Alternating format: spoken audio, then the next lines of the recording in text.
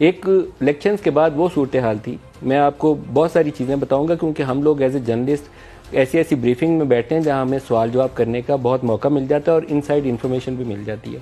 Imran Khan army chief general Bajwa کو کہتے تھے کہ آپ ہمارے پارٹنر ہیں. یہ سنی سنائی بات نہیں بتا رہا, یہ پکی آپ کو 100% تصدیق شدہ بات بتا رہا ہوں کہ یہ former prime minister Imran Khan army chief general Bajwa کو کہتے تھے کہ آپ ہمارے پارٹنر ہیں. تو وہ آگے سے کہتے تھے کہ آپ میرے باس ہیں, آپ چیف ایگزیکٹو ہیں, میں آپ کا پارٹنر نہیں ہو سکتا. پھر نیشنل ڈیولپمنٹ کمیٹی بنائی گئی, عمران خان نے جنرل باجوہ کو اس کا رکن بنایا اور تعریفیں پل یہاں سے شروع ہوتا تھا, ختم ہونے کا نام ہی نہیں تھا. ایکسٹینشن ہو رہی تھی. میں بہت ساری چیزیں نہیں بیان کرنی چاہیے لیکن میں آج کل بتاتا اس لیے ہوں کہ اپنی خرابیاں وقت گزرنے کے بعد دوسروں کی خرابیاں ڈھونڈ کے آپ اس کو چھپا نہیں سکتے. ایکسٹینشن ہو رہی تھی آرمی چیف کی, تو میں نے ان کے لوگوں سے پوچھا کہ آپ کا تو عمران خان کا بیانیہ تھا کہ جنرل کیانی کی ایکسٹینشن نہیں ہونی چاہیے تھی, میں ہوا تو میں کبھی ایکسٹینشن نہیں کروں گا. تو وہ بیانیہ جو آپ جلسوں میں کھڑے ہو کے تقریروں میں کہتے تھے, اب اپنی باری آئی ہے تو ختم ہو گیا. تو ان کے ایک سینئر موسٹ لیڈر کا جملہ میں کوٹ اینڈ کوٹ دہرا رہا ہوں. وہ کہتے تھے کہ جتنی سپورٹ ہمیں جنرل باجوہ سے مل رہی ہے, نیا آرمی چیف لگا دیا تو اتنی سپورٹ ہمیں ملے گی نہیں, کیونکہ تاثر یہ تھا کہ ان سے حکومت چل نہیں رہی, حکومت تو وہ چلوا رہے ہیں. وہ بھی غلط تھا. ان کا کام یہ نہیں تھا کہ ان کی جگہ پہ بیٹھ کے منسٹریاں چلاتے یا وزیر ڈھونڈ کے ان کو دیتے یا سیکٹری ڈھونڈ کے دیتے یا بندہ بتاتے کہ وہ لوکسٹ اٹیک ہو گیا تو دوائی کیسے سپرے کرنی ہے. یہ صورتحال تھی. عمران خان کے اپنے پہلے جملے سننے کہ وہ کہتے کیا تھے کہ جنرل باجوہ نے تو 2 سال پاکستان کے لیے جو کچھ کیا, اور آج کل جو کچھ کہتے ہیں وہ آپ سارے سن ہی رہے ہیں. پرانا سنائیے گا پروڈیوسر صاحب.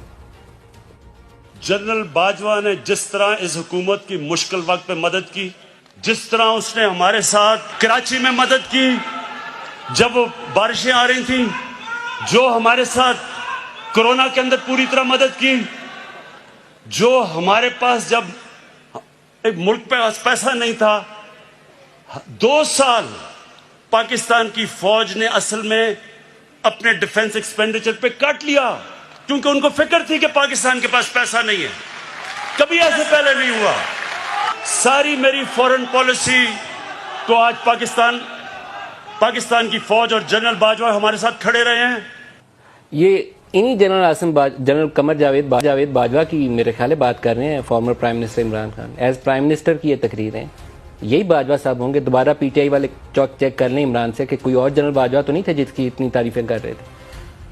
اور پھر میں نے ان کا انٹرویو کیا اور اس انٹرویو کے اندر ان سے سوال پوچھا, یہ کیونکہ تاثر یہ تھا کہ پتہ نہیں باس عمران خان ہے کہ جنرل باجوہ ہیں, کہ پاکستان کا نظام کون چلا رہا ہے. تو یہ سوال بھی کیا ان سے, اور اس وقت بھی جو جواب تھا انہی کی زبانی سن لیجیے. سوال جواب دے گا پروفیسر صاحب. ہو از دی باس نو, آپ باس ہیں یا جنرل باجوہ باس ہیں؟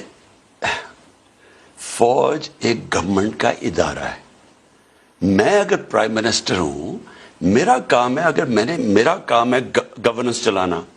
مجھے جدھر بھی کسی ادارے کی ضرورت پڑے گی اپنی گورنمنٹ چلانے کے لیے, میں اس کو استعمال کروں گا. مجھے تو کوئی فوج سے پرابلم نہیں ہے. میرے لیے تو وہ ایسٹ ہے فوج. اب فوج ایسٹ تھی, اور آج کل جو بیانیہ ہے حکومت جانے کے بعد اس میں سنیں تو جس طرح تضحیک میز لہجے کے اندر ان کا ذکر کیا جاتا ہے, نہ کرنا زیادہ درست ہوگا. آپ صرف یہ کہیں گے کہ فوج کا کام سیاست میں مداخلت نہیں ہے, یہ کہنا چاہیے, ریمائنڈ کرانا چاہیے, اور فوج کو بھی اپنی مسٹیک کو انڈرسٹینڈ کرنا چاہیے. پہلے نواز شریف آئی جی آئی بنوا کے کس طریقے سے بے نظیر کے خلاف کھڑا کرنے کے لیے محنت کی گئی, پھر اس کو گرانے کے لیے محنت کی گئی. پھر عمران خان کو بنانے کے لیے 2011 یا 10 کا وہ لاہور والے جلسے سے کام آغاز ہوتا ہے, اور پھر پرائم منسٹر بنوانے تک جتنی مشقت کاٹی گئی وہ آج ساری انہوں نے 2 مہینے میں سارا کچھ بیڑا گر کر کے وہ واپس آپ کو کر دیا. تو کیوں اس طریقے سے کریٹ کرنے کی ایک نواز شریف اور ایک عمران خان کوشش کی جاتی ہے؟ سسٹم کو ایوالو ہونے دیں, چلنے دیں. اس کے علاوہ اور کوئی طریقہ نہیں ہے. پاکستان بہت خسارے کے سودے میں ہے. اس طرح کے جو آرٹیفیشلی ہوا بھر کے ہم لیڈر کریٹ کرتے ہیں نا, وہ بس ایک سوئی سے پنکچر ہو جاتے ہیں اور پھر وہ کھڑا نہیں رہ سکتے. حکومت جانے کے بعد کیا کچھ بولتے ہیں یا آج کیا بول رہے ہیں, پہلے وہ دکھا دیں پروڈیوسر صاحب. اگر تم سمجھتے ہو کہ تم یہ امپائروں کو ساتھ ملا کے میچ جیت جاؤ گے, کان کھول کے سن لو.